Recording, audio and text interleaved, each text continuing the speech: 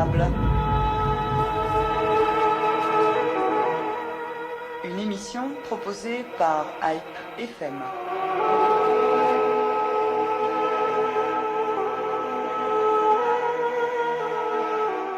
Le XXe siècle n'aura finalement pas servi de leçon. Les atrocités insupportables subies par les différentes communautés d'Irak et de Syrie depuis l'été dernier et aujourd'hui encore ont franchi l'inimaginable pour rappeler ce qu'ont été les génocides des Arméniens, Grecs, Assyro-Chaldéens il y a 100 ans. Nous avons le devoir de rappeler la cruauté de la situation, surtout celle des Yézidis et des chrétiens d'Orient, mais également celle des Arméniens. Une belle initiative entreprise par un médecin, Élise Bogossian, parmi nos invités ce matin, spécialiste de médecine chinoise, permet depuis quelques mois d'alléger la souffrance de certains blessés réfugiés au Kurdistan irakien. Nous en parlerons durant ce quart sur table. Nous parlerons également histoire et géographie avec Claude Moutafian, historien, car nous avons besoin de bien situer la région et ses populations à travers leur parcours historique et leurs relations durant les siècles. Nous parlerons bien entendu de l'actualité avec vous, Daniel Auguste, vice-président du comité de soutien aux chrétiens. L'actualité, c'est la souffrance des populations, mais aussi c'est la politique, les actions et les perspectives de l'avenir. Mais nous commencerons par l'événement qui a déclenché cette discussion, la vente aux enchères, un projet caritatif de l'UMAF, les médecins arméniens de France, au profit de l'aide médicale aux populations en souffrance, avec Georges Mostichian, membre du bureau de l'UMAF Paris et ancien président de l'UMAF Paris, et Franck Cassapian, expert auprès des commissaires-priseurs et expert auprès du Crédit municipal de Paris. Bonjour à vous tous et commençons par cette initiative de l'UMAF.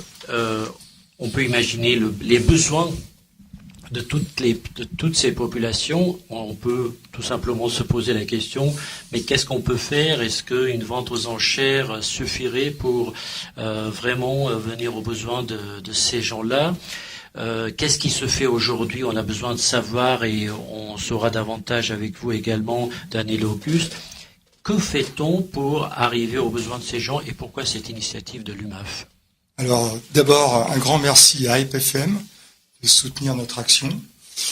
C'est sûr que c'est une action, d'abord, qui ne sera pas suffisante. Il ne faut pas se faire d'illusions.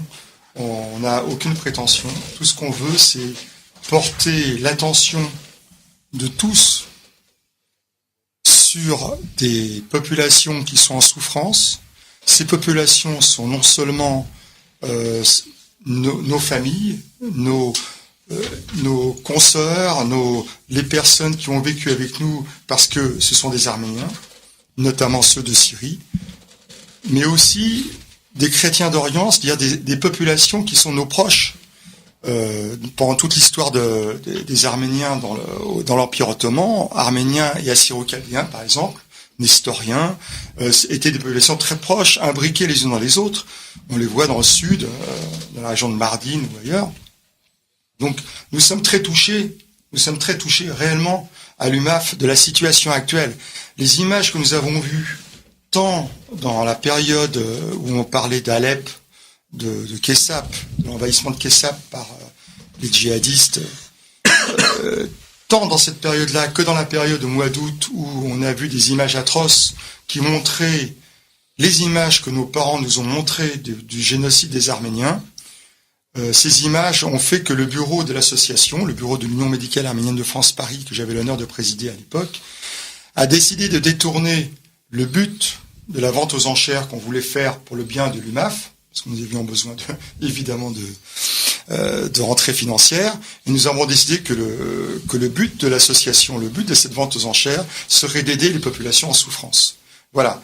Alors tout ça, ça a commencé donc vers le mois de mars-avril, et depuis, tout doucement, on a préparé, on a fait des documents, on a essayé de contacter des gens, Et je pense progressivement que les choses se mettent en place.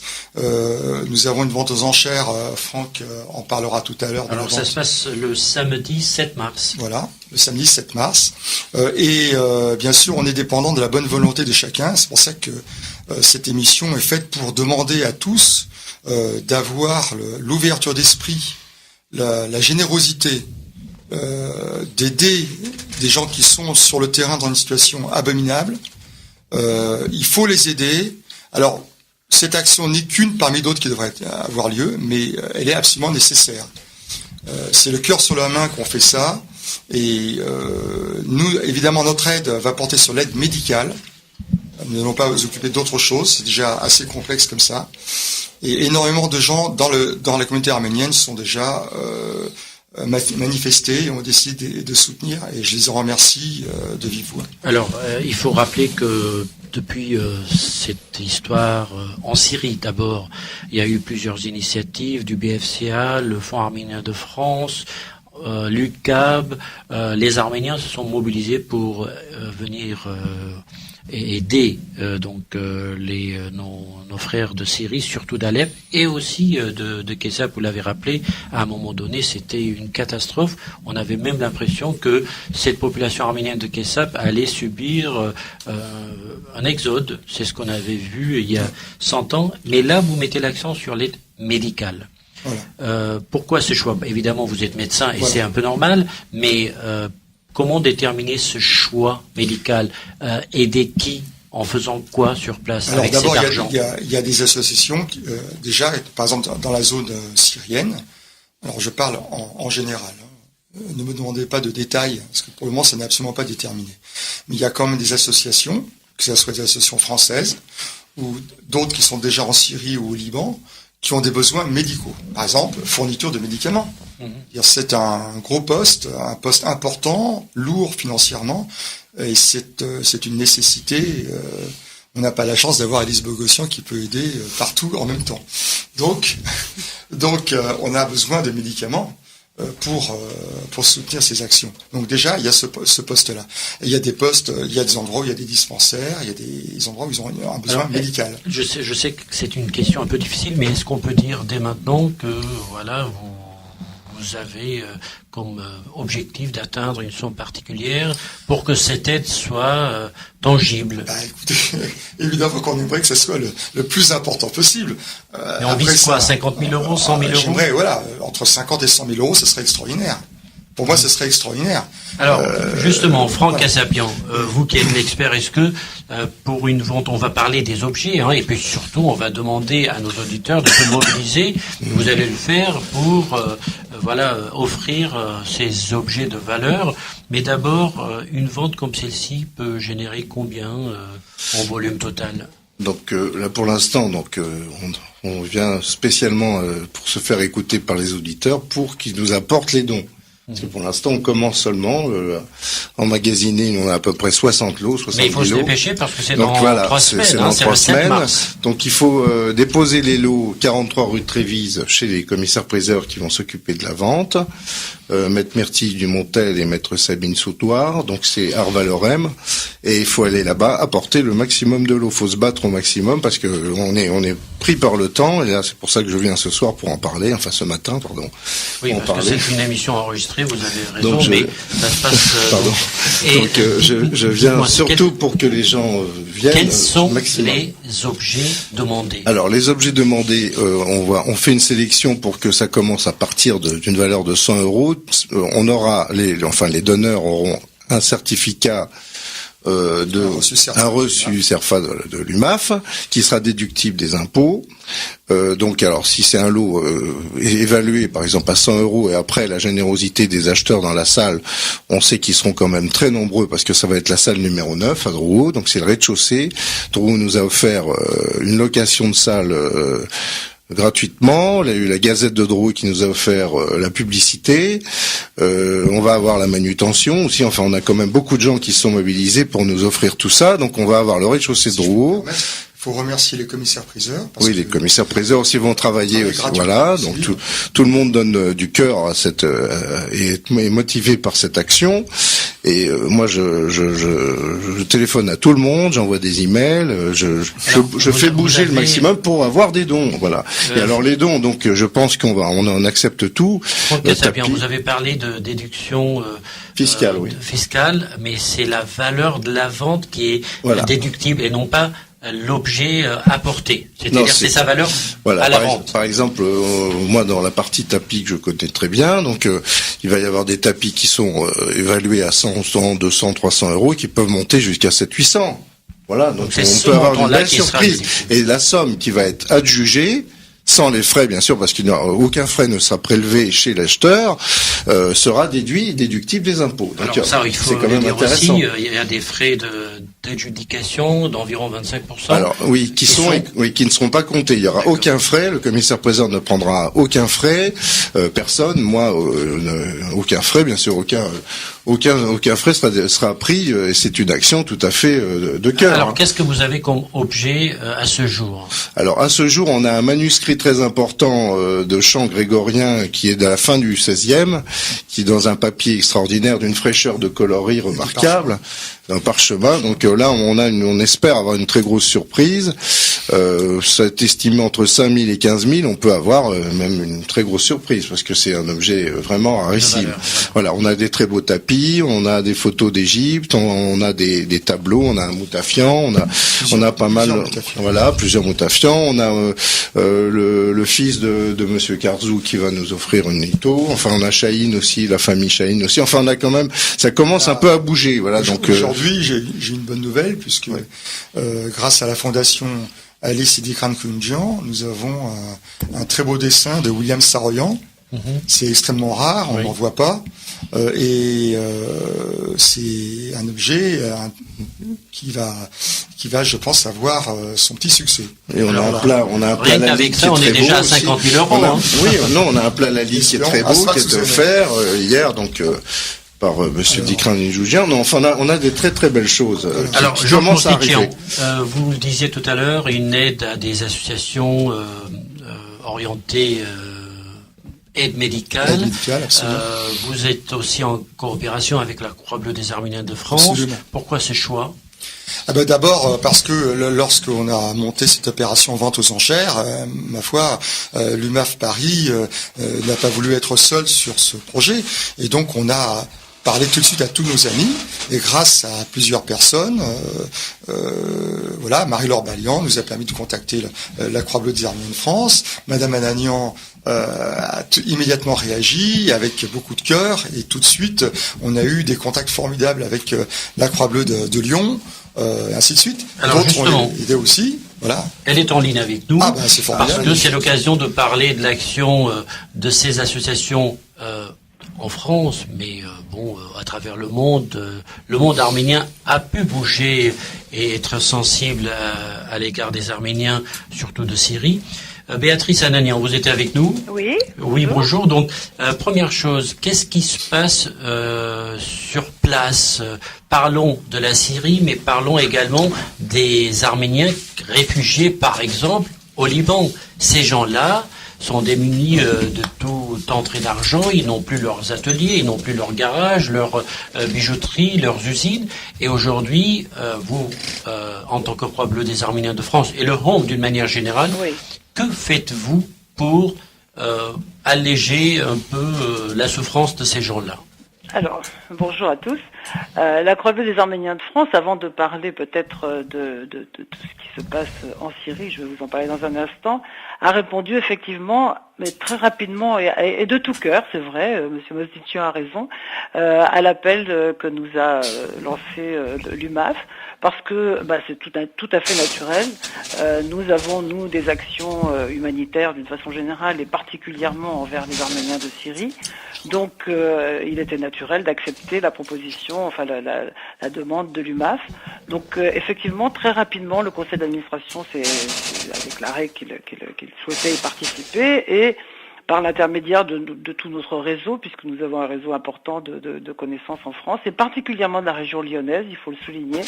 Nous avons commencé à recueillir des œuvres, des objets de valeur qui sont régulièrement déposés. Tout à l'heure encore, je suis allée déposer chez les commissaires-priseurs des objets et des œuvres qui donc seront à la vente aux enchères, qui j'espère vraiment sincèrement rapportera les sommes dont vous avez parlé tout à l'heure. Alors, à quoi servira cette somme pour ce qui reviendra à la Croix-Bleue, et que faites-vous aujourd'hui sur le terrain? C'est ça la question sur le importante. terrain, vous me posiez la question en Syrie et au Liban, et aussi en Arménie, et maintenant un peu en France aussi. Nous avons des réfugiés de Syrie qui arrivent en France. Alors, en Syrie, sur place, nous avons un peu, disons, malheureusement, d'avoir le Sulyahay Oknutian Khatch, donc le home de Syrie, qui travaille malgré les conditions, vous imaginez, dans des conditions de guerre. Malgré ces conditions, nos camarades continuent de travailler, et particulièrement dans le dispensaire, puisque le dispensaire a été bombardé en grande partie. Mais il continue de fonctionner et il continue de recevoir des malades, qu'ils soient arméniens ou pas, comme ça a toujours été d'ailleurs sa mission, de soigner. Et là se fait cruellement sentir le besoin d'une ambulance, par exemple, qui conduirait les malades à l'hôpital. Donc à Alep, les besoins sont énormes. Je ne peux même pas vous en donner une toute petite idée. C'est très difficile. Nos camarades travaillent dans des conditions très difficiles. Il faut juste juste sur le plan dire, médical, mais Béatrice, également sur le plan humanitaire, social, etc. Béatrice Anagnan, besoin d'aide. il faut juste dire que cette semaine encore, la semaine dernière encore, il y a eu des bombardements sur ces quartiers-là. Il y a eu des morts. Cette semaine, un jeune. La semaine dernière, 3 personnes d'une même famille, 2 filles et leur père. Et leur père a succombé finalement à ses blessures. Donc, toutes les semaines, il y a des histoires tristes comme ça qui nous arrivent. Tous les jours. Et malgré tout ça, nos camarades de Syrie travaillent comme elles peuvent, avec beaucoup de difficultés, avec des moyens très sommaires, mais elles continuent d'aider parce que c'est leur nature. Ensuite, les Arméniens les Arméniens de Syrie qui sont réfugiés au Liban, sont encore dans une autre configuration. Évidemment, ils sont en sécurité, mais ils sont réfugiés dans des lieux très peu adaptés. Ils sont très nombreux, et même notre Croix de secours du Liban a du mal à subvenir. Et elles sont totalement dépassées par le nombre de réfugiés qui ont besoin de toutes sortes d'aides, médicales évidemment, aussi humanitaires, enfin... vraiment, les réfugiés qui sont en Arménie ne sont pas du tout dans les mêmes conditions évidemment, mais ont elles aussi besoin d'aide, parce que l'Arménie ne peut pas subvenir à tous leurs besoins. Et enfin, j'en viens aux réfugiés arméniens de Syrie en France, qui de plus en plus souvent font appel à nous. C'est nouveau, depuis peu de temps, depuis environ 3 mois, ils arrivent, et d'après ce qu'ils nous disent, ils vont arriver très nombreux, parce que après avoir essayé plusieurs possibilités d'échapper à la guerre, eh bien, ils se retrouvent ici en France. Et ils ont des besoins, y compris médicaux. D'ailleurs, l'UMAF a bien voulu tout récemment un membre de l'UMAF en tout cas, nous fournir des médicaments pour cette famille qui avait besoin de médicaments très spécifiques. Voilà, les besoins sont énormes, on n'en parle pas toujours parce qu'il y a tellement d'autres causes à servir, mais réellement l'action de l'UMAF est plus que jamais nécessaire, et heureusement que cette vente aux enchères, on l'espère en tout cas, pourra apporter de bons subsides. Merci Béatrice Anagnan. Je rappelle que vous êtes la présidente de la Croix-Bleue des Arméniens de France. Voilà. Merci. Merci à l'UMAF. Daniel Auguste, vous avez des cas similaires. Tous ces réfugiés, on les a vus arriver pour certains, alors chrétiens ou pas chrétiens, dans ces bateaux de fortune, parfois dans ces projets un peu fous. Comment ils ont pu, ces gens-là, arriver jusqu'ici en France? Alors, en ce qui concerne les chrétiens, une fois ici, donc il y a des parents, il y a de la famille, mais pas toujours. Comment ça se passe? Qui les accueille? Quels sont les besoins quotidiens? Alors bonjour d'abord tout le monde, bonjour les éditeurs. Et d'abord, je salue l'action que vous avez entreprise en tous les cas pour essayer de récolter des fonds pour nos frères arméniens, syro-chaldéens et yézidis qui souffrent au quotidien Ils sont démunis de tout, absolument de tout. Donc ils ont besoin de tout ce qu'on peut imaginer et impossible. Voilà. Ils ont tout abandonné, ils ont quitté leurs biens, leur maison. Ils sont plus chez eux, ils sont chez les autres un petit peu, en tant que réfugiés sur leur propre territoire. Donc c'est quand même assez dur. Pour revenir aux chrétiens qui ont pu, malgré tout, pour le peu, par rapport aux promesses qui ont été faites, en tous les cas par la France, il y a à peu près moins de 1000 personnes arrivées en France aujourd'hui. Et pourtant, vous dites malgré les promesses, parce qu'on s'attendait à ce qu'il y ait un accueil plus important. Nous, en tout cas, en tant qu'association, on se disait que il y aurait bien sûr plus de chrétiens. Les chrétiens, ceux d'Irak, en tous les cas, ce sont essentiellement les Assyro-Chaldéens. Ce peuple autochtone qui est là depuis quand même des centaines d'années. Nous, on pensait effectivement qu'il y aurait plus de familles. Mais ceux qui arrivent, c'est pareil. En général, conformément aux instructions données par le ministère des Affaires étrangères, il faut au mieux avoir des liens parentaux avec des Irakiens qui sont déjà là ou des Assyro-Chaldéens de Turquie qui ont aussi de la famille en Irak. Ce n'est pas à vous que je vais rappeler. Depuis les génocides de 1915, on s'est un peu éparpillé partout. Là, on a pu. Là, on pouvait. Donc voilà, il y a aussi cette réalité. Donc ces familles sont arrivées effectivement ici par deux moyens essentiellement. Tout au début de cette crise irakienne, des chrétiens d'Irak, avant l'été, le gouvernement français a affrété 2-3, je dirais, cargaisons d'avions, qui sont devenus officiellement accueillis par Laurent Fabius à l'aéroport Charles de Gaulle. Depuis, les gens arrivent, je dirais, par leurs propres moyens. C'est-à-dire qu'il faut acheter son billet. Bien sûr, il y a l'instruction de demande de visa qui sont faites au consulat français à Erbil, particulièrement parce que c'est vers là où les chrétiens ont pu s'échapper. Pour l'instant, ils sont dans des campements un peu à l'ancienne, ce qu'on peut voir d'ailleurs partout dans d'autres pays en guerre. Et puis ils arrivent, je dirais, par leurs moyens propres en avion civil. Alors, ils atterrissent. Cela arrive en avion, mais on a vu aussi des images de bateaux qui arrivaient, pas forcément d'Irak, de Syrie essentiellement. Est-ce qu'il y avait des Assyriens qui venaient dans ces bateaux-là, dont on a dit qu'il y avait des mafias qui géraient ces voyages? Lorsque le peuple vit de malheur, il y a toujours des gens qui retrouvent un peu leur compte en termes de commerce. On le sait. D'ailleurs, pour citer un pays qui est la Turquie, qui s'en sort très bien de cette affaire. Monsieur Erdogan se frotte les mains de cette situation. Il y a d'ailleurs une partie des chrétiens d'Irak et de Syrie, par exemple, qui essaient de fuir par bateau, par d'autres moyens, à pied aussi, en payant les gens pour traverser les frontières, et qui se retrouvent en Turquie, côté Mardin et Diyarbakir. Ils sont pas considérés comme des gens venus sur le territoire turc. J'ai eu l'occasion de rencontrer cet été Ça veut dire quoi? Ils sont considérés comme... c'est-à-dire que ils sont plutôt côté kurde. Voilà, vous connaissez la politique de M. Erdogan depuis des années. C'est-à-dire il y a même pas le moins de centime d'aide du gouvernement turc vis-à-vis de ces réfugiés. En général, lorsqu'un pays accueille des réfugiés, pour des raisons qu'on connaît, diverses et variées, il y a un peu d'aide aussi, il y a un peu d'assistance. Il n'en est rien. C'est-à-dire que encore une fois, c'est les Kurdes qui s'organisent de côté Mardin, enfin toute cette région, pour essayer d'aider ces chrétiens. Bon, ils n'ont rien, ces gens-là. Bien sûr, il y a des mafias qui aident. Voilà, les gens, parfois, ils se vendent. On va revenir, Daniel Auguste, à la réalité d'aujourd'hui. Je voudrais terminer avec Franck Cassapian par rapport, et c'est important que je revienne là-dessus parce que nos auditeurs doivent se poser la question, mais qu'est-ce que je peux apporter? Est-ce que c'est des sculptures? Est-ce que ce sont des tableaux? Est-ce que ce sont des tapis? Si c'est des tapis, c'est de quel siècle, de quelle région? Comment les gens peuvent se dire l'objet que je veux apporter représente une valeur pour vous? En premier, c'est une question de générosité.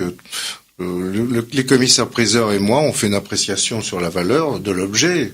on accepte à partir d'un minimum 100 euros. Que si on arrive à 200, 300 lots, pour qu'on arrive, à avoir une belle surprise, qu'on puisse arriver à 50, comme a dit mon cousin, entre 50 et 100 000 euros.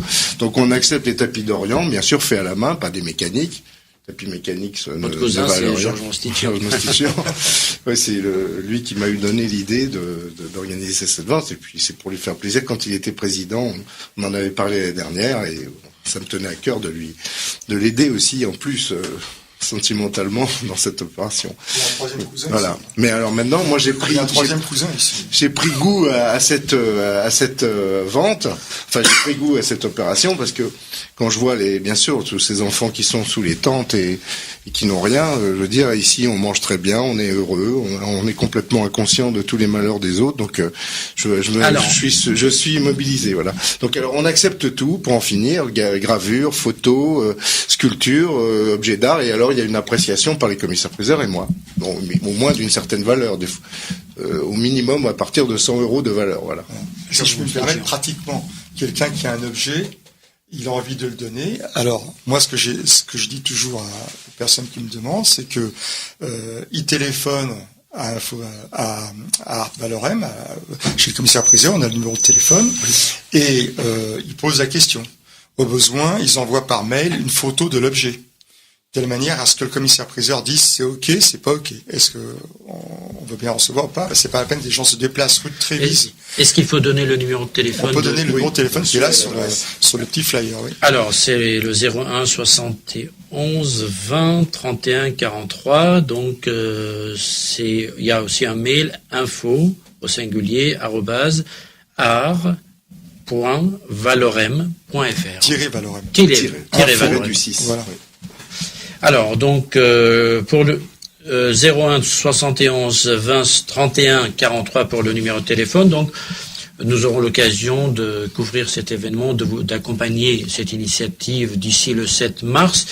En tout cas, on a besoin de parler de cet événement parce qu'on sait que ça va rapporter de l'argent et l'argent aujourd'hui est important pour les gens qui souffrent dans cette région.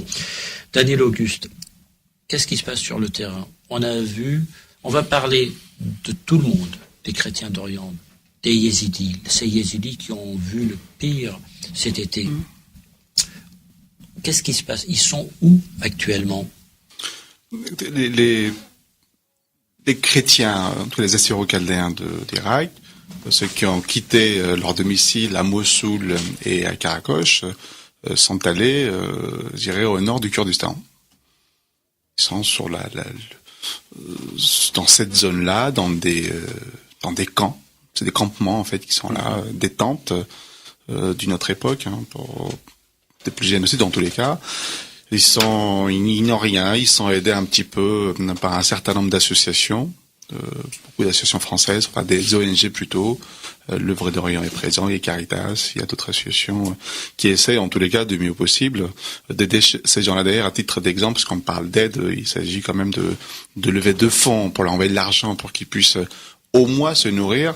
C'est que l'Église catholique de France a envoyé plus de 3,5 millions d'aide, plus que le gouvernement français. C'est quand même assez symbolique. Tout ça grâce à, je dirais, à la mobilisation de Monseigneur Gollnisch, qui a vraiment œuvré en ce sens-là, et pas seulement pour les chrétiens, comme tu viens de le dire, mon cher Vartan, c'est aussi pour les yézidis et d'autres minorités qui sont aussi concernées exactement pour la même chose et par le même sujet. Élise Bogossian, avant de parler de votre initiative, juste en tant que témoin, comment vivent ces gens-là au Kurdistan? Parlons que de ceux-là que vous connaissez bien, puisque vous avez déjà fait plusieurs voyages. Moi, j'y suis allée 8 fois depuis 1 an, et ce que je vois, c'est que notre ONG maintenant fait partie. On est régulièrement invité par les Nations Unies pour les réunions de travail 1 fois par mois. Et alors, il y a plus d'associations maintenant présentes sur place, à peu près une 30aine. Après, la situation sur place n'a pas changé, puisqu'il y a beaucoup plus de réfugiés qu'avant. On a pratiquement doublé dans certaines villes, il y a plus de réfugiés que d'habitants. Alors là, on parle du Kurdistan irakien. oui. Qu'en est-il de la région de Bagdad, par exemple? Est-ce que Bagdad a reçu des réfugiés, comme il y a eu cette crainte à un moment donné que Daesh arrive jusqu'à Bagdad? Donc, est-ce que les réfugiés avaient la possibilité de choisir leur lieu de, si je puis dire, de fuite? Ça, je ne sais pas. J'ai eu des contacts avec l'église de Bagdad parce qu'ils nous ont demandé de l'aide au niveau des médicaments et des soins, puisque notre action, on parle de notre action à Erbil, la Lèche et Dohuk, et c'est comme ça que j'ai su qu'il y avait 1600 familles actuellement qui avaient besoin d'aide et de soins qui étaient un peu cachés dans les écoles. Bon, ça c'était dimanche dernier.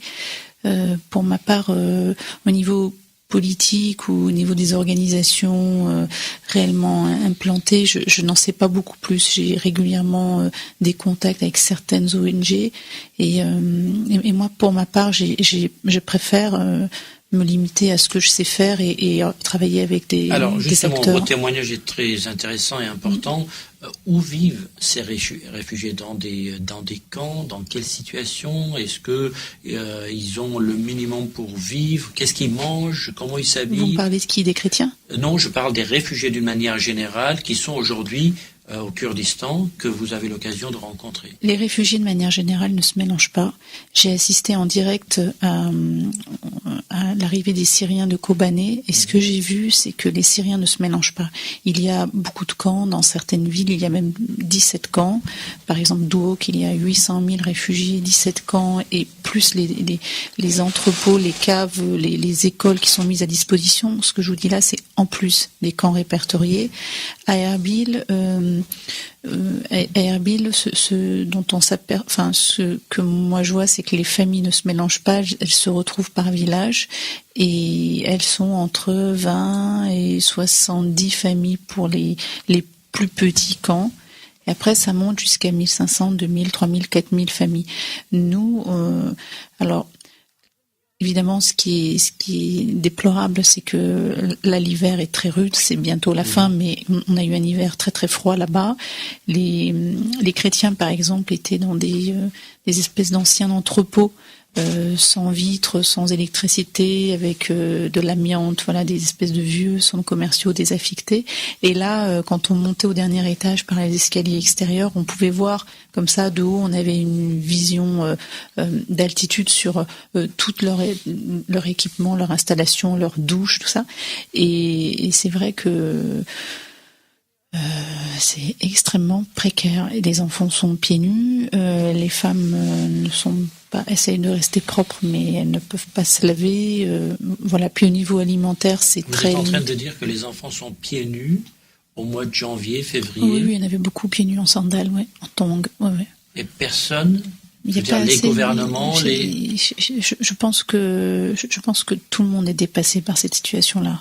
Attendez, la communauté internationale, voir ces réfugiés, voir ce qu'on a vu à la télé, et dire aujourd'hui qu'ils sont en sécurité, ne pas leur apporter, au-delà de la nourriture, un peu d'habits. Pour vous donner une idée, le propriétaire de ce centre commercial désaffecté, qui a au départ autorisé les familles à s'installer, sauf qu'il n'avait pas soupçonné qu'il serait 4000, 5000, 10 000 personnes, là il est en train d'avoir une amende, il a dû faire vider ce centre commercial. Du coup, de toute urgence, il y a à la périphérie d'Erbil, là je vous parle d'un quartier dans l'Inkawa, ils ont dû construire des espèces de petits préfabriqués, sauf que bien sûr vous parliez de corruption, de mafia, le prix des préfabriqués qui coûte initialement $1000, tout à coup il vaut 5000, et là ils font ce qu'ils peuvent, donc ils tassent les gens, et c'est pareil pour la distribution de nourriture, c'est pareil pour les soins, c'est pareil pour les médicaments, c'est pareil pour les vêtements.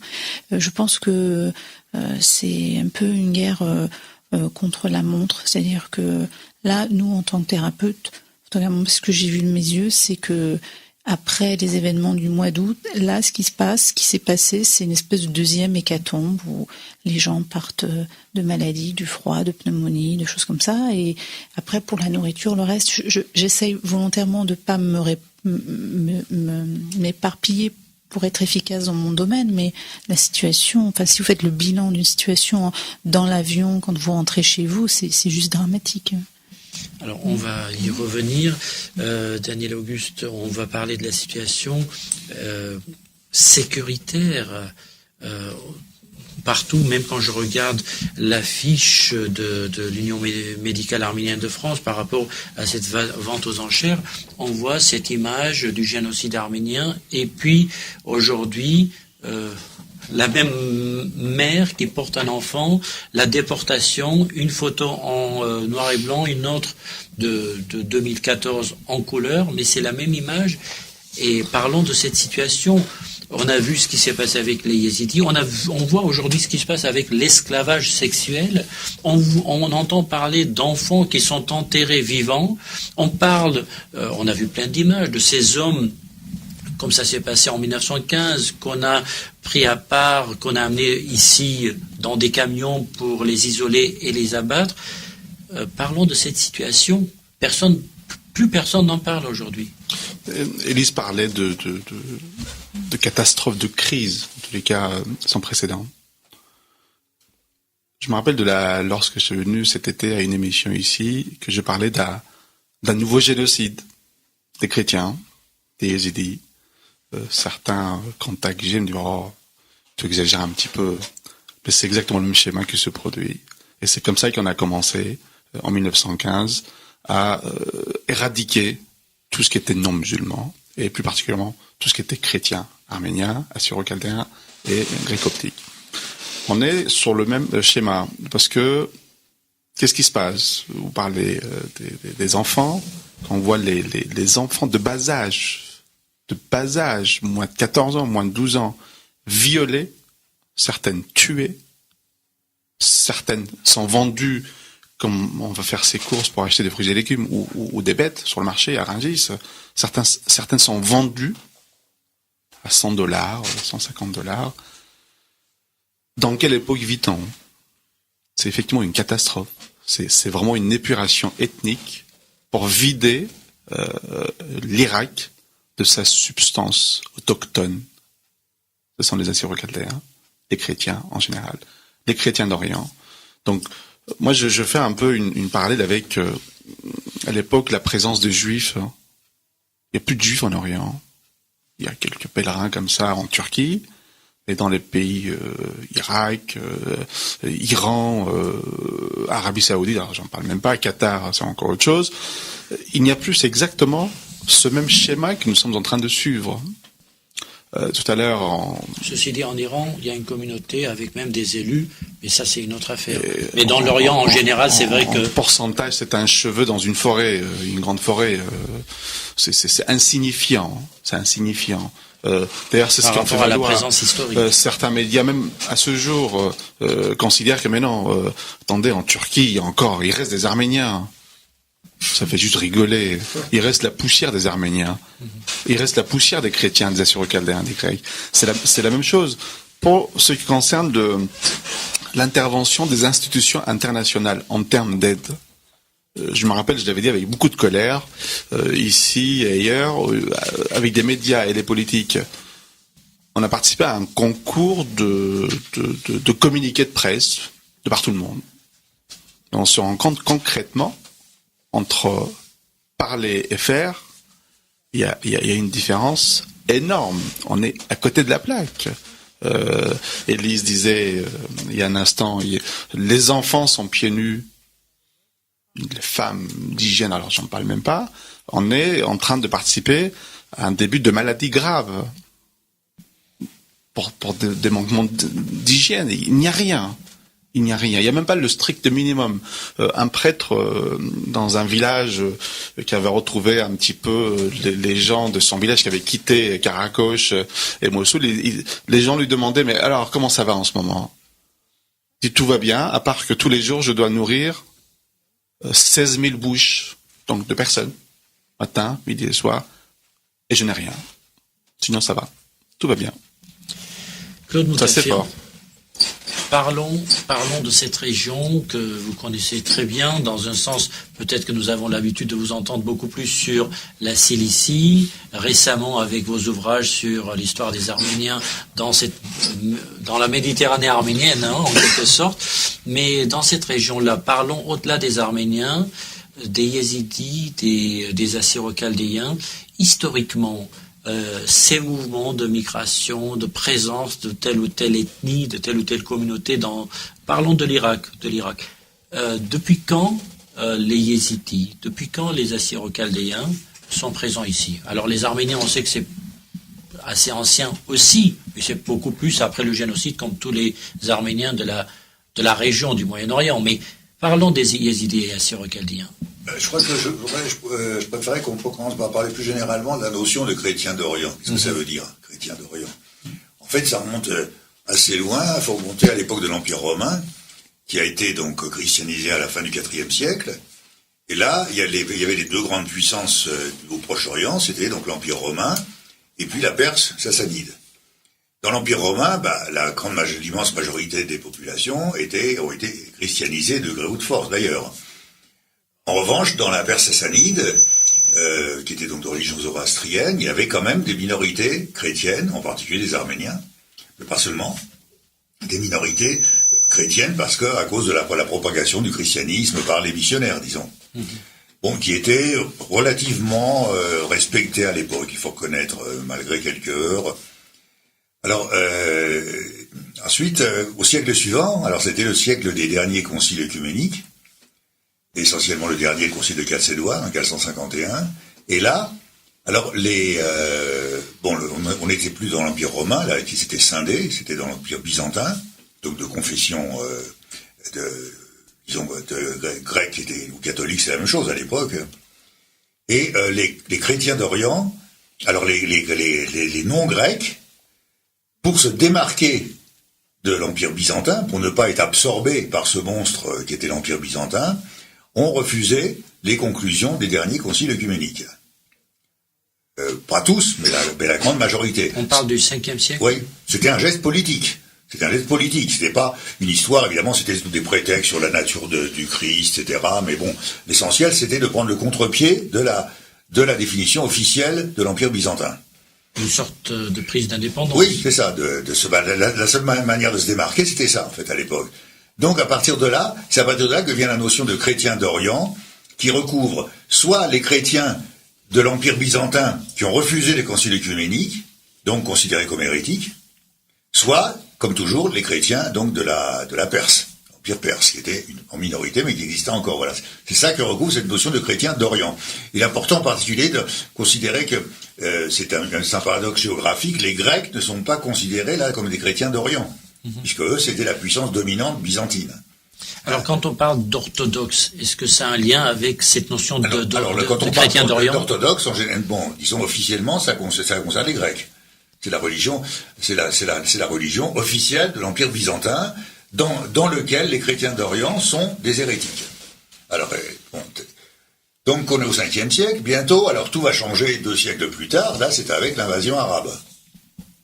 Alors l'invasion arabe et la propagation de l'islam. Alors l'Iran est officiellement complètement islamisé. En 2 années consécutives, les Arabes vont remporter une victoire sur l'Empire byzantin et une victoire sur la Perse sassanide. L'Empire byzantin ne va pas être entièrement islamisé, mais la Perse sassanide va l'être officiellement. Et elle va même abriter le siège du califat, un peu plus tard. Donc les chrétiens, alors qu'est-ce qui reste des chrétiens d'Orient? Bien, il reste ceux de Perse qui ont refusé l'islam, et ceux de l'Empire byzantin aussi qui ont refusé l'islam. Donc ça devient déjà c'est là que ça devient une minorité, du coup. Parce que bon, c'était pas évident. Alors là, il y a tout un tas de catégories de chrétiens d'Orient. Donc, je répète, ce sont donc des hérétiques dans l'Empire byzantin et des minoritaires dans la Perse devenue musulmane. Alors, est-ce qu'on parle parmi ces chrétiens d'Orient, on compte aussi les Arméniens, ou c'est les Arméniens seuls? Oui, les Arméniens aussi ont refusé. D'accord. Donc quand on dit les chrétiens d'Orient, c'est tous ceux qui ont refusé les derniers conciles œcuméniques. Voilà. Et c'est pour ça qu'on les appelle quelquefois aussi des chrétiens non chalcédoniens. Parce que justement, ils ont refusé les conclusions du concile de Chalcédoine de 451. C'est même le terme le plus précis. Entre eux d'ailleurs, ils n'ont pas du tout il n'y a pas du tout de communion religieuse entre eux d'ailleurs non plus. Hein. Justement, plus. sur le plan confessionnel, Oui, il y a parce pas que, de... par exemple, aujourd'hui, entre l'église éthiopienne, les Coptes, l'église arménienne, il y a quelques ressemblances, des rapprochements Oui. sur le plan de comment la messe se déroule, etc., contrairement aux relations qu'a l'église arménienne avec Rome, par exemple. Oui. Est-ce que ces chrétiens d'Orient... Il y a, disons, une certaine solidarité, mais il faut toujours faire attention au fait que les chrétiens d'orientaux, les religions sont toujours des religions nationales. Donc on est, c'est pour ça que il n'y a pas de fusion. Même s'il y a des similitudes de rites, en tout cas, ce sont des églises nationales. Alors, une question très importante, les Arméniens avaient un État. Les autres chrétiens d'Orient, qui étaient depuis très longtemps, on le voit avec les Assyriens, les Assyro-Chaldéens, il n'y a pas un État qui les représentait. Est-ce que ça a eu une influence sur leur histoire? Les Arméniens n'avaient plus d'État depuis 428. Oui, mais quand même, après... Ils en ont recouvré au 9e siècle, bien plus tard. À l'époque dont je parle, il n'y avait pas d'État arménien. Donc les Arméniens étaient à la même enseigne que les autres. Mais il y avait quand même une Arménie, en quelque sorte, même si elle était coupée en deux. Non. Dans les consciences. Il y avait une religion arménienne, c'était ça qui faisait une religion et une langue, d'un alphabet, comme vous savez, c'est ça qui faisait la spécificité. Mais c'était le cas de tous ces chrétiens d'Orient. Alors la mosaïque va encore s'éclater encore plus. Quand, à l'époque, autour du 9e, 10e siècle, avec la propagation des missionnaires catholiques. Et là, une partie de ces divers chrétiens orientaux hérétiques, entre guillemets, va se convertir au catholicisme. Et donc, ça va être encore un fractionnement de toutes ces minorités.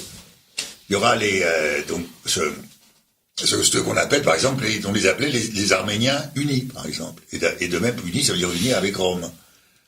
Ça, c'est Et géographiquement, par rapport à l'Irak d'aujourd'hui, on n'est pas obligé de se limiter à l'Irak, mais c'est la région qui nous intéresse dans cette discussion.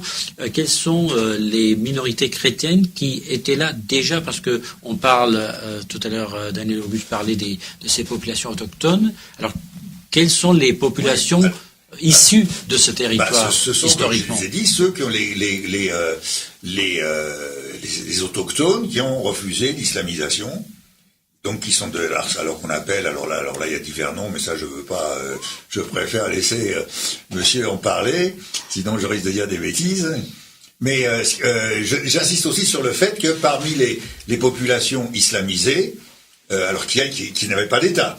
Par exemple, la Perse a été islamisée, mais c'est l'État qui a été islamisé. En revanche, c'était pas le cas des Kurdes, qui alors rentrent dans le schéma que vous disiez, c'est-à-dire qu'ils n'ont jamais eu d'État. Alors les Kurdes, eux, ont été islamisés, en majorité, mais justement pas totalement, et c'est justement le problème des Yézidis. D'accord. Qui, eux, ce sont des Kurdes qui ont refusé l'islamisation. Donc voilà, il y a toujours, disons, les limites sont d'abord islamisées ou non, ensuite si c'est non islamisé, chrétien ou non, et quand c'est chrétien, de quelle nation, puisqu'en fait c'est des églises nationales, et elles-mêmes ensuite touchées par les missions catholiques, donc qui se scindent en deux. C'est ce qu'on appelle, pour les Arméniens, c'est ce qu'on appelle donc les Arméniens apostoliques et les Arméniens unis ou les Arméniens catholiques. Et c'est pareil dans toutes les autres dans toutes les autres minorités chrétiennes de la région. Alors, quelles étaient les relations de ces différentes populations? Évidemment, il y a eu des hauts et des bas. Les turbulences dans cette région étaient de tous les siècles. On a vu des grandes guerres. Enfin, il y a eu des mouvements très importants et des heurts très importants. Mais entre ces minorités-là, donc les chrétiens d'Orient, les Assyro-Chaldéens, quelle relation? Les relations, tant qu'il est là on en vient à cette notion d'État là, que vous avez soulevée tout à l'heure, mais qui effectivement est plus tardive. Les Arméniens ont eu un rôle particulier dans cette mosaïque, parce que justement ce sont les seuls qui ont eu un État, même à deux reprises. Le royaume bagratide du 9e au 11e siècle, et ensuite le royaume d'Arménie cilicienne du 12e au 14e siècle. Alors évidemment, là, tant qu'on est ensemble minoritaire, il y a une solidarité face à l'impérialisme. Mais quand une partie devient elle-même avoir son État, alors là, ça change. Oui. L'autre devient une minorité. Voilà, exactement. Donc c'est pour ça que le cas arménien est différent du cas des autres parce que, mais je dis bien plus tard, hein, grosso modo entre le 9e et le 14e siècle, les Arméniens ont eu pendant très longtemps un État, contrairement aux autres qui n'en ont jamais eu, que ce soit même les Kurdes ou les autres chrétiens d'Orient. Alors justement, les Yézidis, personne n'avait entendu parler, très peu de gens. Bon, les Arméniens si, parce qu'il y a des Yézidis en Arménie, voilà. Mais un Français à qui on dirait Yézidi, ça ne parlerait pas. Bon, malheureusement, avec ce qui s'est passé l'été dernier en Irak, tout le monde a entendu parler des Yézidis, mais d'où viennent-ils et quelle est la spécificité de leur foi, de leur religion? Parce que les Kurdes islamisés, et ils ne se reconnaissent pas dans cette religion depuis très longtemps. Quels sont les liens entre ces Kurdes et les Yézidis? Comme je dis, les Yézidis, ce sont les Kurdes qui non islamisés, qui ont refusé la conversion à l'islam, mais qui n'en sont pas chrétiens pour autant d'ailleurs. Mais on peut dire que ce sont des Kurdes? Est-ce que cette appellation peut s'appliquer aux Yézidis? Ce sont ethniquement des Kurdes. Mais par exemple, vous avez parlé d'Arménie. Les Arméniens d'Arménie ne les considèrent pas comme Kurdes. Ils les considèrent comme Yézidis, un point c'est tout. Oui. Et ça se défend. Parce que disons, le refus de l'islam remonte à tellement loin que du coup, à l'heure actuelle, dire qu'ils sont ethniquement kurdes, c'est probablement vrai, mais ce sont des restes de plusieurs siècles. Hein. Alors, ils sont essentiellement en Irak, ces Yézidis? Oui, je crois que la majorité en Irak. Il y en a, comme vous avez dit, une minorité en Arménie. En Syrie, peut-être aussi un petit peu? Oui. De toute façon, hein, c'est un petit peu aussi en Turquie, en tout cas vers le sud-est, l'extrême sud-est, côté Irak frontalier. Je sais qu'il y avait un petit peu d'Yézidis, mais tellement peur des musulmans, jamais ils osaient dire qu'ils sont Yézidis. De toute façon, c'est difficile quand vous dites Irak, Syrie aussi. Là, en fait, c'est très ambigu toujours parce qu'on ne sait pas si on parle d'État ou de région. La Syrie, par exemple, ça a toujours été une région, mais une région qui englobait totalement le Liban actuel. Hein, et qui s'étendait beaucoup plus loin. Et l'Irak, là-bas, c'est la Mésopotamie, qui est aussi une région. Hein. Or, D'ailleurs, Daesh porte le nom de pays de Cham, comme ça se dit en arabe. Oui. C'est la Syrie, dans un sens, non pas la République syrienne, mais la Donc, Syrie, la grande Syrie. Quand on dit Irak ou Syrie, par exemple, c'est toujours ambigu. À la limite, il faudrait préciser l'État ou la région. Si je peux me permettre. Oui. En fait, ces dénominations d'Irak et de Syrie sont les conséquences de l'effondrement de l'Empire ottoman. Avant, il n'y avait pas de... Si, il y avait géographiquement. Oui, géographiquement, mais pas en tant que frontières, ces frontières telles qu'elles sont actuellement. C'était des provinces de l'Empire ottoman. Voilà. Hein. Et après, ce qu'il faut savoir, c'est quand il y a eu donc la chute de l'Empire ottoman, on a tracé des frontières, mais ce ne sont pas eux qui ont tracé des frontières. C'est les Français et les Anglais. La Grande-Bretagne. Oui. Eux, sur place, ils n'ont rien eu à dire. Les frontières ont été tracées par la France et la Grande-Bretagne. Et l'exemple le plus flagrant et le plus scandaleux, c'est le Sanjak d'Alexandrette qui a été donné par la France en 1939 à la Turquie, alors que c'est une région qui a toujours été syrienne. La ville principale, c'était Antioche, c'était historiquement la grande ville de Syrie. Dire qu'elle se trouve maintenant en Turquie, c'est totalement absurde. Et ça, c'était la France qui avait pour des raisons purement politiques et qui a organisé un référendum truqué où les 38% de Turcs ont eu plus de 50% de voix. Et donc la France a justifié comme ça, soi-disant, le droit des peuples à disposer d'eux-mêmes. Donc c'est très intéressant ce que vous dites par rapport à la région de la Turquie. Quand on fait un peu la somme de ces minorités, souvent on dit les Kurdes minoritaires, ils sont pas minoritaires, ils sont plus de 35 millions dans le monde. Mais je me demande, qu'est-ce qui réellement appartient aux Turcs? C'est ça, en fait. Parce qu'ils ont pris tout ce qui n'était pas eux, qui n'appartenait pas. Ils ont, à chaque fois, été piqués chez les voisins. Ça, c'était la période des grands empires. Regardez, si vous regardez l'empire austro-hongrois, c'est la même chose. Hein. C'est la même chose, c'était l'époque des grands empires, ce qu'on appelait les empires centraux. Hein, et l'empire des trois, l'empire germanique, l'empire autrichien et l'empire ottoman. Et d'ailleurs, c'est pas un hasard s'ils se sont trouvés ensemble à la Première Guerre mondiale, dans le même camp, tous les trois. Hein, c'était ce qu'on appelle souvent des empires multiethniques, mais bon, comme on disait, Et c'est-à-dire que dans l'Empire autrichien, les Autrichiens étaient minoritaires, largement minoritaires, et de même que dans l'Empire ottoman, les Turcs étaient minoritaires, largement minoritaires aussi. Mais c'était le peuple dominateur de l'Empire en question. Il l'est encore. Oui.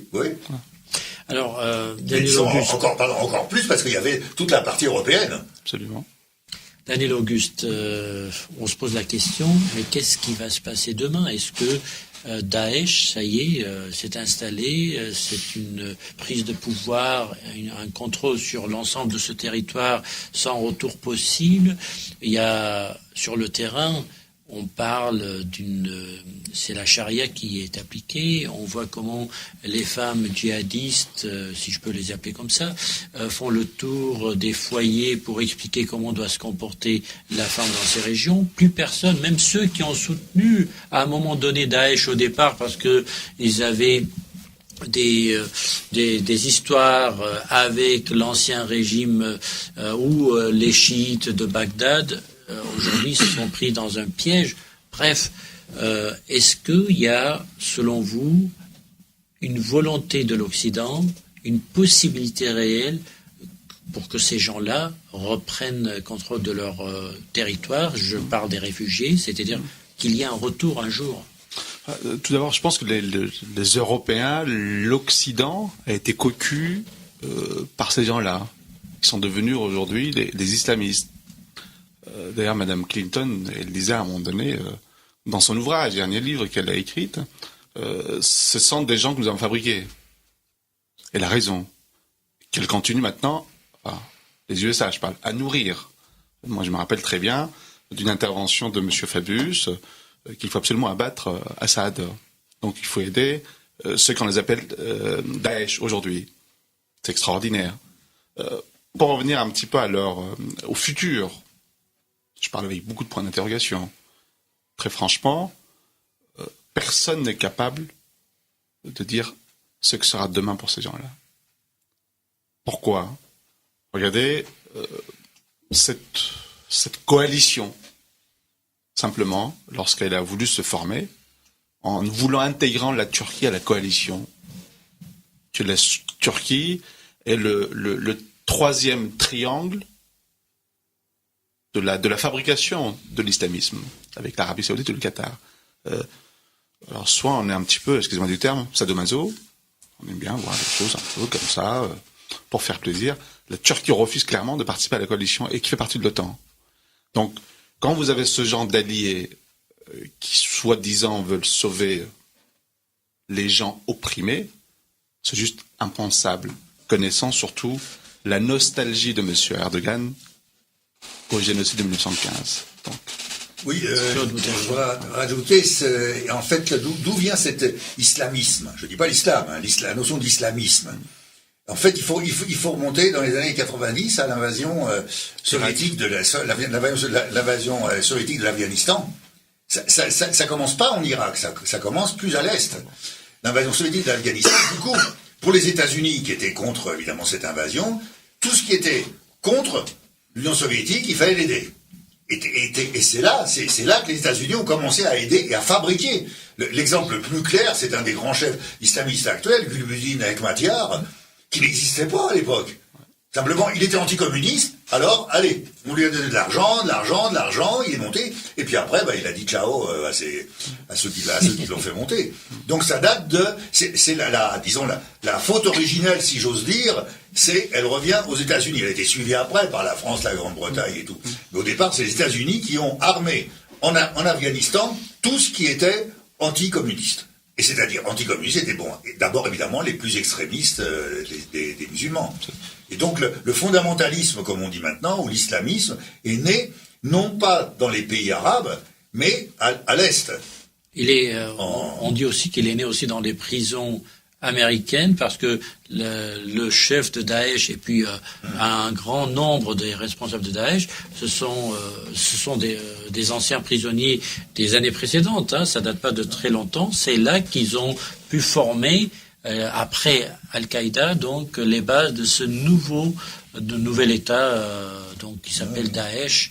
Donc voilà, et vous avez raison, Daniel Auguste, de rappeler le rôle de la Turquie dans la fabrication de ce mouvement, dans l'armement, les entraînements, et puis on l'a vu avec l'affaire de Kobané, comment ils ont empêché les Kurdes d'aller aider leurs frères de Kobané. C'est actuel, mais c'est les suites de tout ça. Et je voudrais dire, en résumé, si vous replacez-vous un peu dans les années 80, le terme islamisme ou fondamentalisme musulman était pratiquement absent. Bon, je dis pas que ça n'existait pas, mais on n'en parlait jamais. C'était vraiment des petits excités dans un coin. Et ils ont été complètement fabriqués et remontés à la surface et par d'abord les États-Unis, en Afghanistan, et puis après, après avec l'Irak, la chute de Saddam Hussein, etc., etc. Mais ça vient, j'insiste beaucoup, ça vient de l'Est. C'est pas un phénomène qui est né dans les pays arabes. Ça vient de l'Est, de l'Afghanistan et du Pakistan aussi. Juste par rapport à la question précise que vous posez, quel avenir, je pense qu'il faut être assez lucide. C'est-à-dire que moi je pense la solution pourrait passer par des Kurdes, très clairement. Mais il y a une condition, pas 150. Ces Kurdes qu'on a depuis des années sous les instructions, pour ne pas dire les ordres de la Turquie. On les a classés parmi les terroristes les plus farouches au monde. Et puis d'ailleurs, nous constatons tous ensemble, très franchement, qui est le plus terroriste entre les Kurdes et le gouvernement turc. Bon, après chacun fera son propre constat. D'ailleurs, on voit même à Kobané, la coalition n'arrive pas à trouver des solutions pour sauver Kobané. Ce sont quand même les Kurdes qui ont envie de solutionner le problème. Et c'est de la même manière en Irak.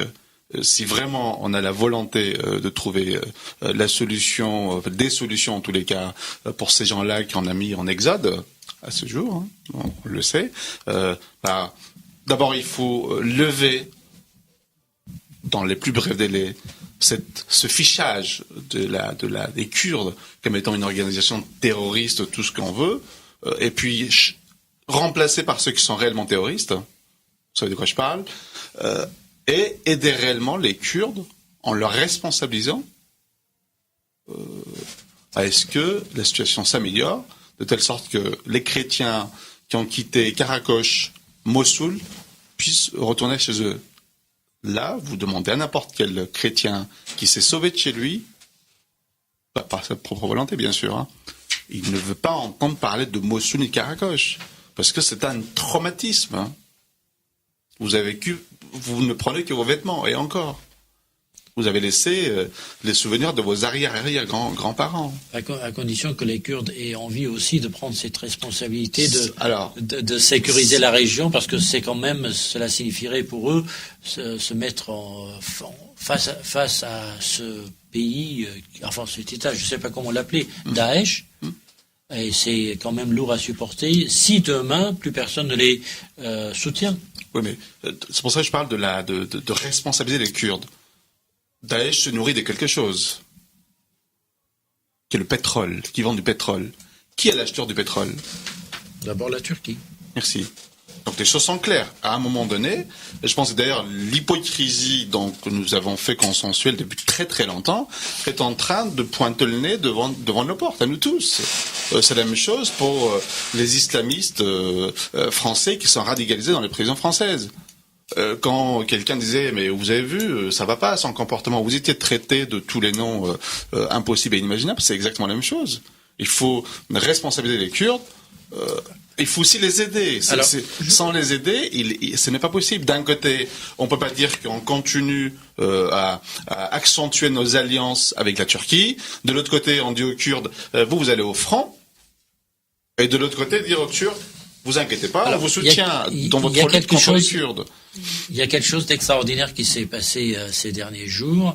Alors, vous avez parlé des résistants kurdes qui ont réussi à chasser Daesh de Kobané, mais il y a eu aussi l'aide, les frappes aériennes quand même qui ont contribué. Absolument. Mais après la mort de ce pilote jordanien la semaine dernière, la Jordanie a fait des dizaines de frappes et aurait, selon certaines sources, détruit une quantité très importante de bases de Daesh. Ça veut dire qu'en 3 jours, en réalité, on est capable de faire d'énormes avancées, d'avoir d'énormes avancées sur le terrain.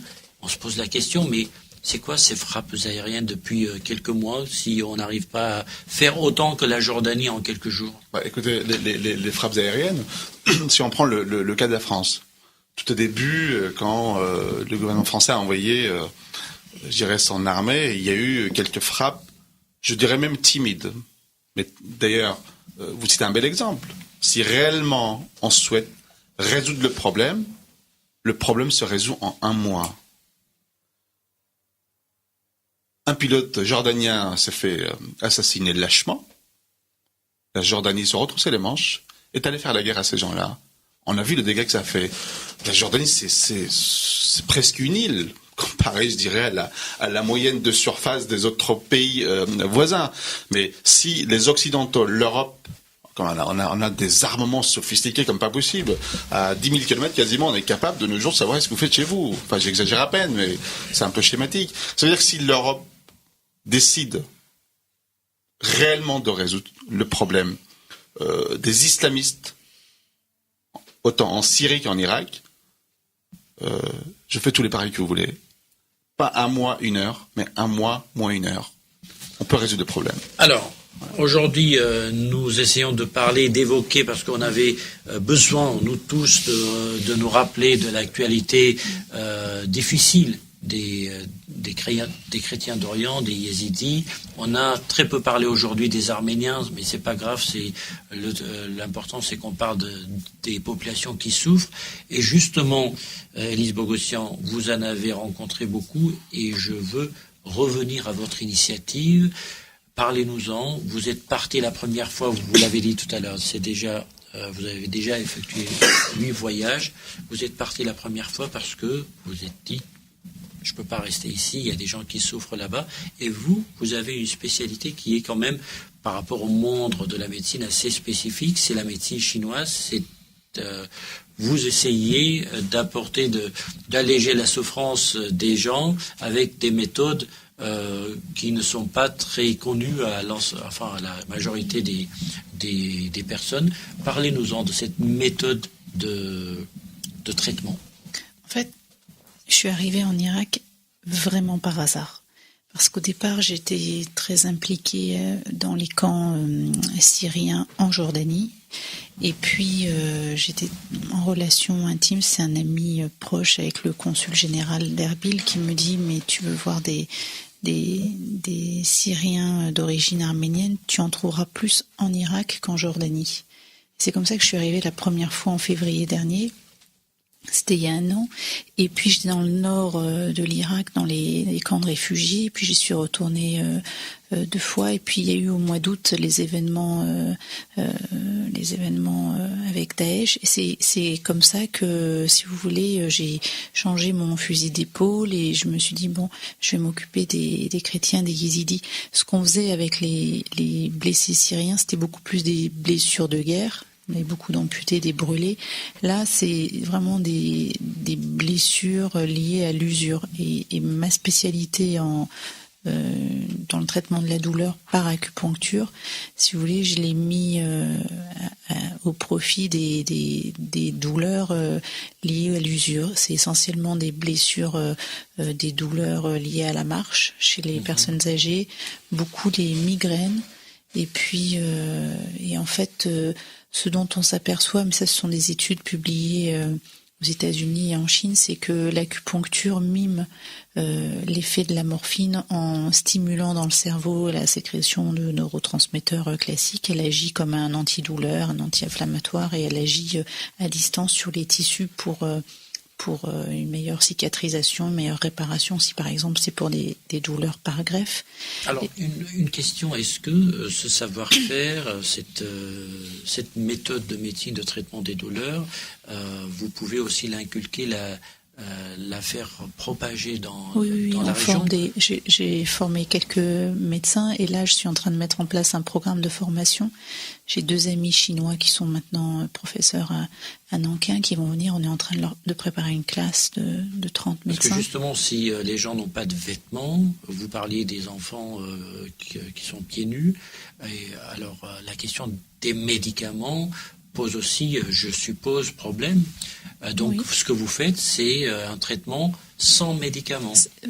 En fait, Expliquez-nous. moi, oui, avec l'acupuncture, on travaille sans médicaments pour la prise en charge de la douleur. C'est assez extraordinaire. Les effets, ils sont rapides. Et puis, même si les gens connaissent pas l'acupuncture, bon, vous n'êtes pas, c'est pas un pendule. Vous venez avec un outil médical. Les gens sont rassurés. De toute façon, ils ont tellement rien d'autre qu'ils sont contents de vous avoir. Et puis après, sur place, comme j'étais associée à des médecins kurdes, on a travaillé ensemble jour et nuit. On a identifié d'autres types de besoins que ce que je sais faire. Et là, effectivement, on s'est aperçu qu'il n'y avait pas de pédiatre, il n'y avait pas de médecin généraliste, il n'y avait pas de dentiste, il n'y avait pas de pharmacien, il n'y avait pas d'infirmier, il n'y avait pas de gynécologue. Et c'est comme ça que petit à petit, on s'est dit, bon, on va créer quelque chose de mobile et on va associer tous les thérapeutes qui peuvent répondre à cette demande-là. Et c'est pour ça qu'on est aujourd'hui une équipe pluridisciplinaire. J'ai acheté un camion ici. On l'a fait acheminer par la Turquie. Pour le coup, ça s'est bien passé cette fois-ci. Ils n'ont sûrement pas été au courant. On a payé, on a bien payé. Et puis, et donc là, on est en fonction. On a inauguré notre. Qu'est-ce que vous faites avec ce camion ? Alors, on a six médecins à temps plein. Avec la levée de fonds que j'ai faite ici, on salarie des médecins là-bas. Volontairement et par choix, j'ai choisi dans notre équipe uniquement des réfugiés. Tous les médecins qu'on fait travailler sont des réfugiés et ils sont très fiers et ils peuvent nourrir leur famille. Et puis surtout, ils comptent pas leurs heures, ils travaillent vraiment. Là, on donne 500 soins par jour. Ça, c'est vraiment une grande fierté pour moi puisque d'abord, je vis pas sur place, c'est pas mon pays, c'est pas ma culture, c'est pas ma langue. On a vraiment réussi à s'entendre. Et puis, moi, j'essaye d'aller régulièrement. J'envoie des fonds pour couvrir les salaires, l'essence, les repas le midi. Et comme ça, on peut soigner des enfants, on peut soigner des femmes enceintes, on peut faire des soins courants quand il y a des gangrènes, quand il y a des infections, quand il y a des blessures par balle. On peut soigner les réfugiés. Et Ce moi, sont des traitements répétitifs. Ça demande plusieurs Alors là, visites. on est sur 12 sites, puisque l'idée du camion, c'est qu'il se promène. On est sur 12 sites et j'ai également embauché un chef de mission, un logisticien, qui est un chrétien de Mossoul qui dirigeait l'université de langue française. Au moment où les islamistes sont entrés, ils l'ont fait prisonnier, ils l'ont torturé. Il s'est échappé, il a été recueilli par Erbil au consulat et il a travaillé pour MSF quand ils ont créé un hôpital dans un des camps. Et c'est comme ça, quand il est arrivé en fin de mission, que je l'ai rencontré et je l'ai recruté. Donc j'ai des rapports tous les 2 jours sur l'activité, sur ce qui manque. Là par exemple j'ai reçu un mail où il me disait il nous manque ça comme médicament. Je dis ok, ça coûte combien? Et on est allé à Western Union. Aujourd'hui on lui a envoyé de l'argent et on a des rapports tous les 2 jours. Tout à l'heure on parlait de témoignages.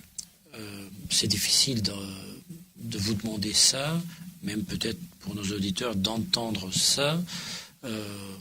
Que racontent ces réfugiés que vous rencontrez? La marche, c'est déjà très difficile, mais est-ce que vous parlez, vous avez rencontré des gens, des jeunes filles qui ont été capturées, qui ont échappé à... Oui, il y a 5000 filles yézidis qui ont été enlevées.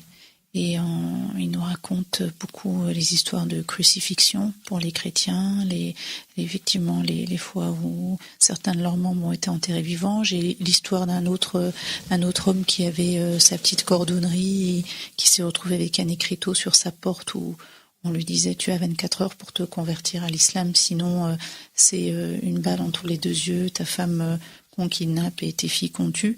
Bon, ces gens-là, ils réfléchissent pas 3 minutes, ils prennent leurs affaires et partent. Ça, on en a beaucoup. Alors, qu'est-ce qu'on peut faire? Ils partent, c'est peut-être la meilleure des options.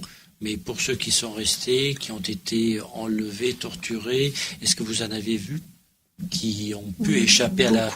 Beaucoup de... On voit... Alors, celles qui ont été séquestrées ou kidnappées, qui se sont échappées, celles-là sont très timides. Souvent, ce sont des gens qui parlent plus. Il faut aller vraiment dans leur tente les voir. Moi, j'ai pas cette culture d'aller vers les gens si je suis pas invitée. C'est vrai qu'on soigne tous ceux qui viennent à nous, mais ceux qui sont vraiment complètement refermés, repliés sur eux-mêmes. Après, voilà, petit à petit, on me dit, bah tiens, cette fille-là, elle a subi ça.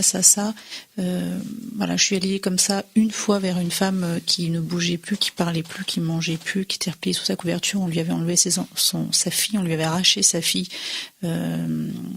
chez elle. Voilà, elle, je l'ai soignée parce qu'elle souffrait de migraine et voilà, je suis allée vers elle parce qu'elle avait besoin de soins.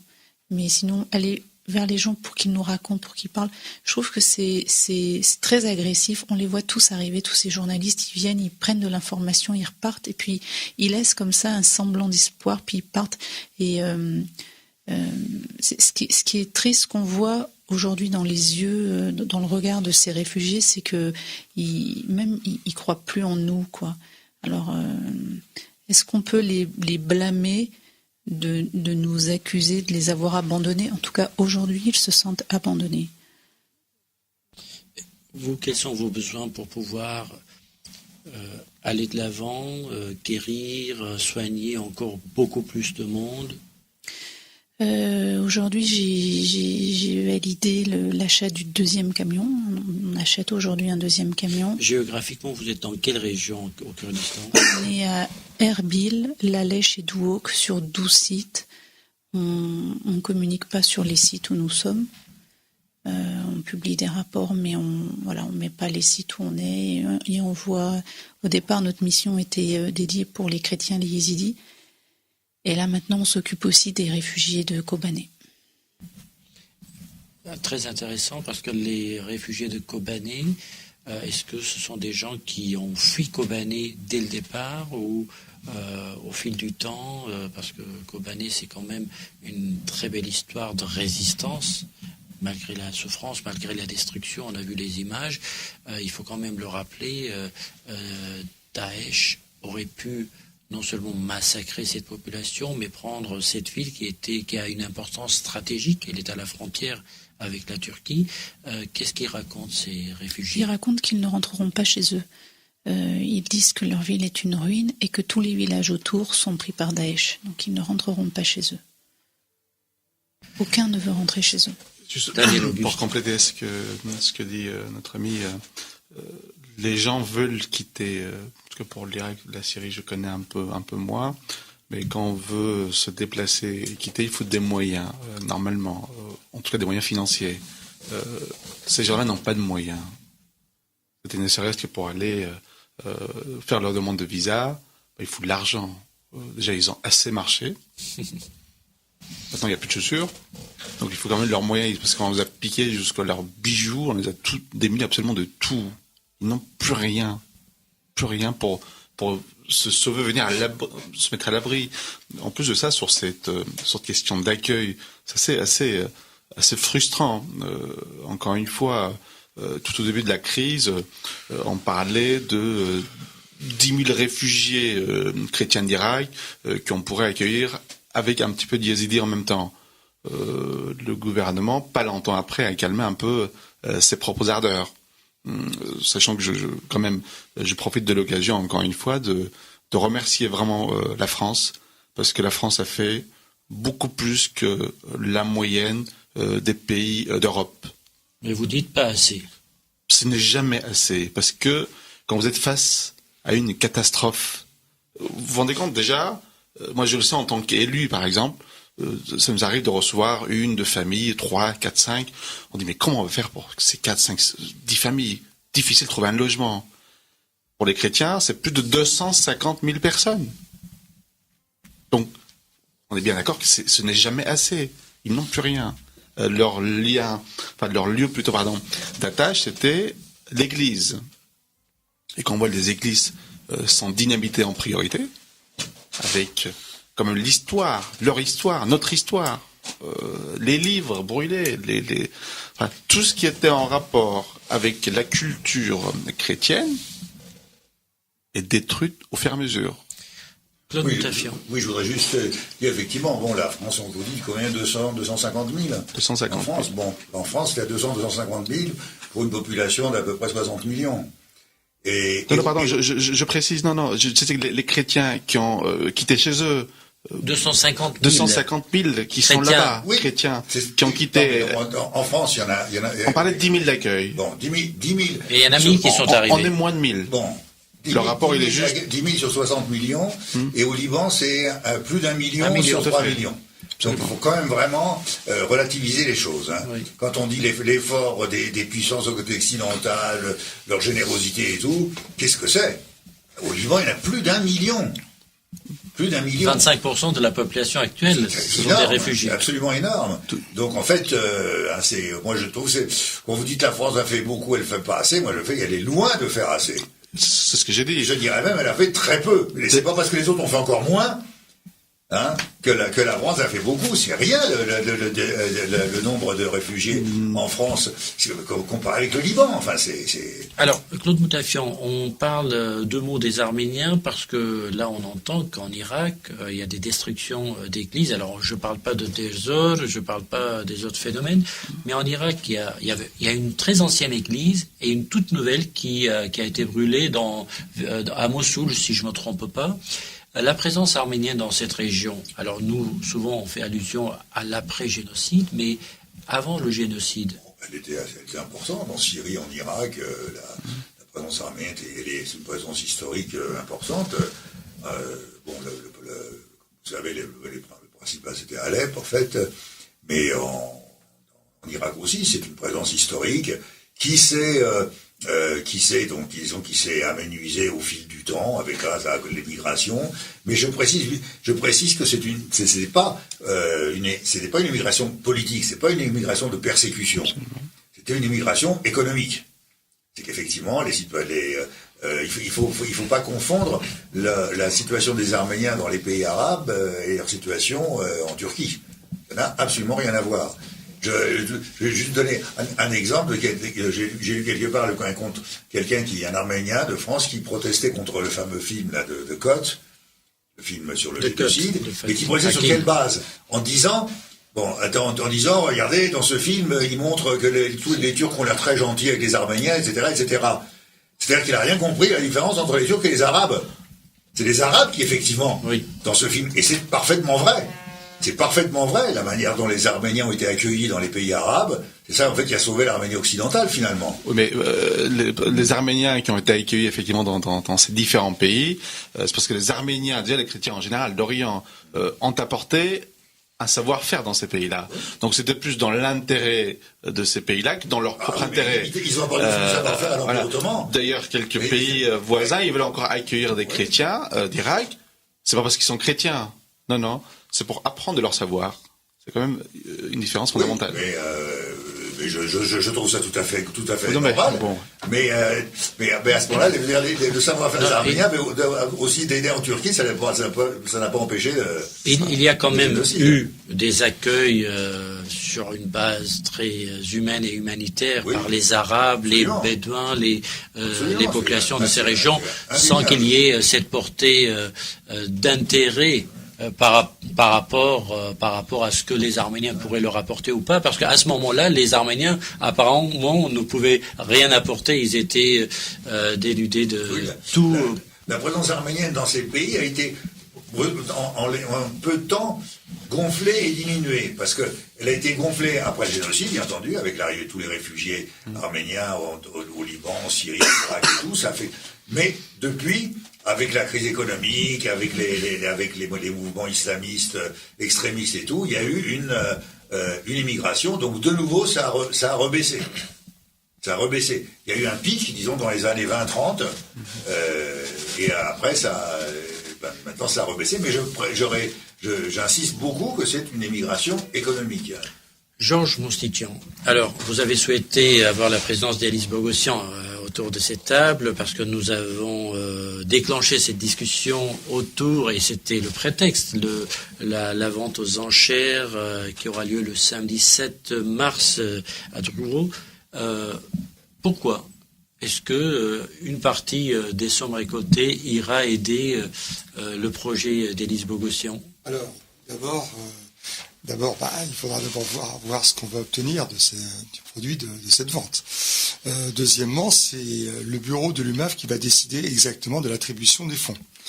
Alors, nous allons passer par l'intermédiaire de structures bien établies et sérieuses, de telle manière à ce que nos fonds soient bien attribués et versés aux personnes qui en ont besoin, et qu'il n'y ait pas de sommes qui divergent, qui partent dans la nature, pour pas dire plus. Donc évidemment, il n'y a pas de raison. Comment les destinataires sont connus, les canaux sont bien connus. Enfin, on a à l'UMAF, on a une responsabilité dans ce sens-là, c'est-à-dire que nous sommes à l'origine de ce projet, et évidemment nous voulons contrôler toute la chaîne, de telle manière à ce que notre action soit efficace et qu'elle ne porte pas préjudice à qui que ce soit. Alors, l'action que fait Élise, qu'on commence à connaître depuis quelques mois, parce que c'est depuis quelques mois qu'elle nous a montré ses capacités. Donc l'action d'Élise sera évidemment sur le même niveau que d'autres, et on verra les sommes qu'on pourra attribuer à son action, et on ne l'oubliera pas, bien sûr.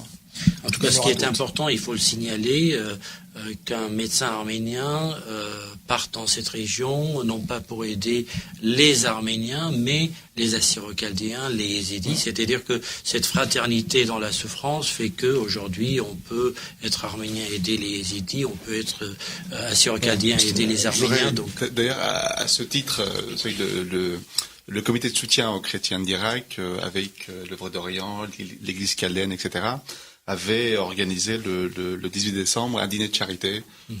On a dû récolter environ 100 000 euros. Au départ, on se disait, mais c'est pour les chrétiens d'Irak.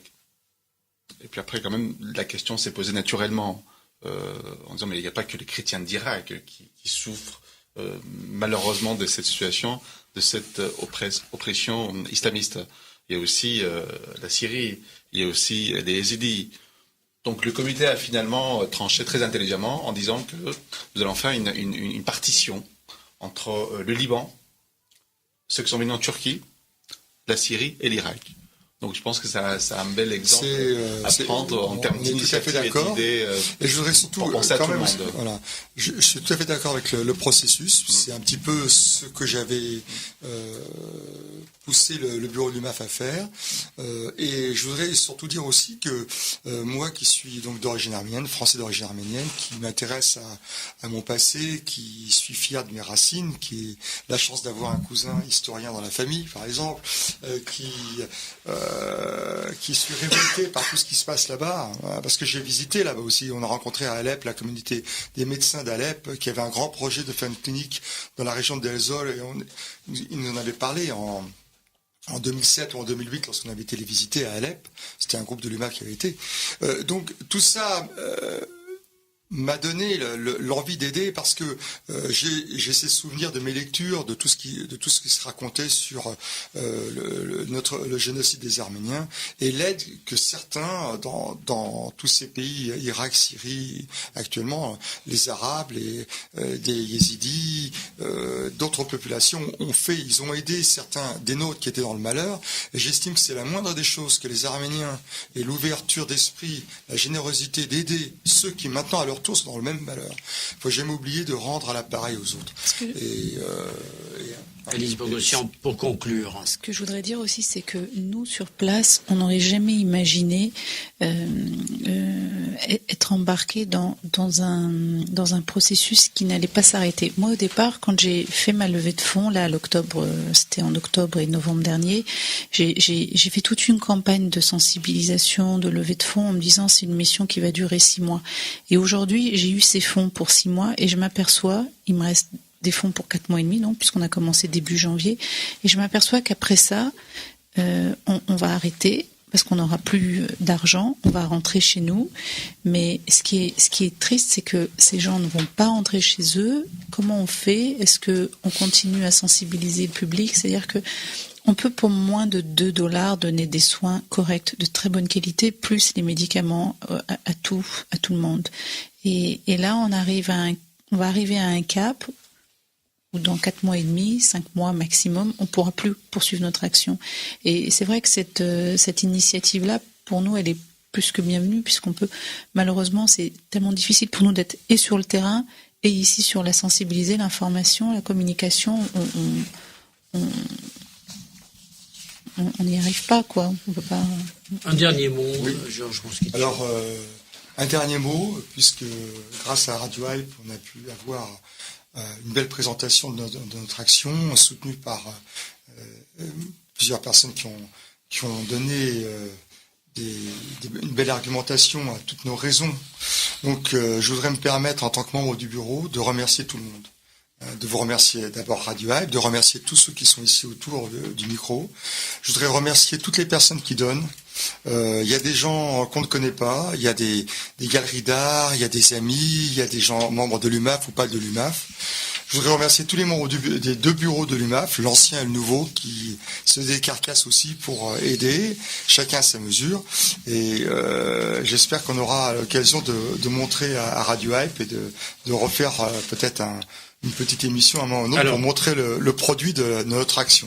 Ça se passe le 7 mars, donc pour cela, Art Valorem, c'est votre référence d'ici là pour amener vos objets, donc ça peut être des tapis, des tableaux, des objets d'art, des sculptures, des photos, des gravures, donc n'hésitez pas, appelez ce numéro 01 71 20 31 43, proposez vos œuvres et puis ainsi vous apporterez votre soutien à l'initiative d'Élise Bogossian, aux initiatives de la Croix-Bleue, à d'autres initiatives de l'UMAF pour aider nos frères, nos sœurs, arméniens, yézidis, chrétiens d'Orient. Merci, à la semaine prochaine.